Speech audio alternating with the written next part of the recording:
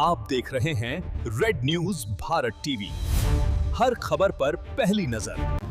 नमस्कार, मैं पूनम श्रीवास्तव, आप देख रहे हैं रेड न्यूज भारत टीवी।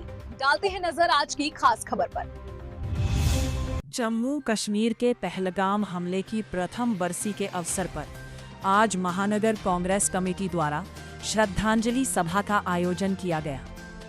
इस अवसर पर महानगर अध्यक्ष सुनील कृष्ण गौतम के नेतृत्व में कांग्रेस कार्यकर्ताओं ने कांग्रेस कार्यालय कमला नेहरू भवन पर एकत्र होकर हाथों में पोस्टर एवं मोमबत्तियां लेकर हमले में शहीद हुए नागरिकों को भावभीनी श्रद्धांजलि अर्पित कर अपनी संवेदनाएं व्यक्त की।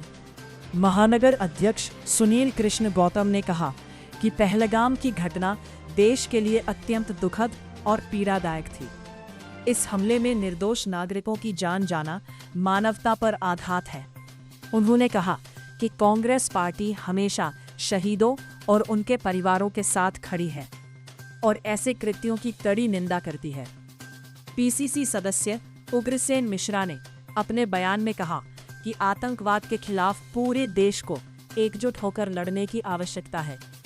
उन्होंने कहा कि शहीदों की कुर्बानी को कभी भुलाया नहीं जा सकता और उनकी स्मृति में इस प्रकार के कार्यक्रम हमें एकजुट रहने की प्रेरणा देते हैं।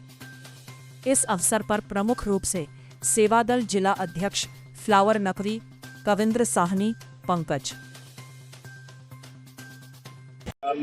क्या संदेश है? देखिए, सबसे पहले फिर मैं आप लोगों के माध्यम से पहलगाम में हमारे जो पर्यटक निर्दोष नागरिक गए थे, जो कायराना हमला आतंकवादियों का हुआ है, उसके लिए हम फिर से उनको विनम्र श्रद्धांजलि देते हैं और इस आतंकवादी घटना की घोर निंदा करते हैं और साथ ही सरकार की भी घोर निंदा करते हैं। ऐसे स्थानों पर अगर सरकार को सुरक्षा व्यवस्था में चूक अगर होती है तो ये सरकार की जिम्मेदारी है। देखिए, भारतीय जनता पार्टी का प्रक्षोभ रूप से कहीं ना कहीं इस घटना में हाथ दिखता है, क्योंकि अभी तक कोई आतंकी पकड़ा नहीं गया। उस समय चुनाव का दौर था। चुनाव के समय पाकिस्तान में तमाम हथकंडे अपना करके जो है हमारी वीर सैनिकों ने जो पराक्रम महिलाओं ने दिखाया, दुश्मन की नब्ज को तोड़ा। मैं उनको सलाम करता हूं, लेकिन भारतीय जनता पार्टी को आगाह करता हूं, देश के प्रति समर्पित रहे। राजनीति अपनी जगह है, ऐसे कायराना हमले करने वालों को पकड़कर मुंहतोड़ जवाब देना चाहिए और जेल में नहीं डालना चाहिए। मैं तो चाहता हूं ऐसी कड़ी सजा हो कि बड़ी सी चारा मशीन हो और चौराहे पर आतंकवादियों को जैसे चारा काटा जाता है उस तरह काट करके पूरी वीडियो लाइव विश्व में दिखाई जानी चाहिए, जिससे कि जो है दोबारा आतंकी हमला करने की साजिश न कर सके। बिल्कुल, आप जितने भी चुनाव नज़दीक आए हैं उसी समय घटनाएं क्यों होती, उसके पहले क्यों नहीं होती हैं? चुनाव के समय दिल्ली में बम लगा, पहलगाम हमला हुआ। आप चुनाव, लोकसभा के चुनाव के समय हमारा जो है वो पठानकोट कहाँ जो है 40 सैनिक मारे गए। तो ये सब क्या है? आज तक आप आरडीएक्स का पता नहीं लगा पाए, गाड़ी कौन सी थी, कहाँ से आई, आज तक आप बता नहीं पाए। तो कहीं ना कहीं साजिश की बू नजर आती है। नाकामी भी है सरकार, बिल्कुल सरकार की नाकामी है और हर मोर्चे पे नाकाम है। आज आप लोग कैंडल मार्च जलाए। हमारी कोई मांग नहीं है, हमारी सिर्फ इतनी मांग है, देश की अस्मिता से कोई समझौता न किया जाए, देश के वीर जवानों का सम्मान रखा जाए, देश में आतंकी घटनाएं दोबारा ना हो, इस पर कड़ा प्रतिबंध लगाया जाए। मोदी जी कहते थे कि मैं जानता हूं सीमाएं केंद्र के हाथ में है। जब हमारी सरकार थी आतंकी कैसे आते, तो मैं मोदी जी से पूछना चाहता हूं, अब आप बताएं कि आतंकी कैसे सीमा में आते हैं? आज तो सीमाएं आपके पास है, 56 इंच वालों के पास है, तो कहाँ है वो 56 इंच का सीना? आतंकी कैसे हमारी सरहदों में घुसाते हैं? इसी के साथ मैं फिर से उन शहीदों को श्रद्धांजलि देता हूँ। देखिए, एक वर्ष पूर्व कश्मीर में ये बड़ी घटना हुई थी, जिसमें कई लोग मारे गए थे। आज उन्हीं की याद में हम लोगों ने यहाँ कैंडल जलाकर अपनी विनम्र श्रद्धांजलि दी गई। हमारे तमाम कांग्रेस के कार्यकर्ता, हमारे बड़े भाई उग्रसेन मिश्रा जी, कविंद्र साहनी जी, पंकज सिंह जी, कल्लू शर्मा जी, धर्मेंद्र सिंह फास्टर जी, ये सब लोग यहाँ मौजूद रहे और आज ये संकल्प लिया गया कि यह सरकार जो कि इस आतंकवादी हमले के बाद इसको इशू बनाकर चुनाव में इसका फायदा लेने का प्रयास कर रही थी, आज 1 साल बीतने के बावजूद किसी भी जांच एजेंसी द्वारा इस घटना का कोई भी पर्दाफाश नहीं किया गया। प्रधानमंत्री को आगे आना चाहिए एक वर्ष की बरसी पर। जिस तरह का आंसू उन्होंने उस समय बहाया था, आज भी बहाकर बताना चाहिए कि एक साल में उन्होंने कौन सी जांच उनकी एजेंसियों ने की, इस सरकार में कितने दोषी पकड़े गए और वह हमला कौन था, लोग कहां से आए थे। इन सभी चीजों पर नरेंद्र मोदी ने चुप्पी साध ली और इस घटना का पटाक्षेप कर दिया गया।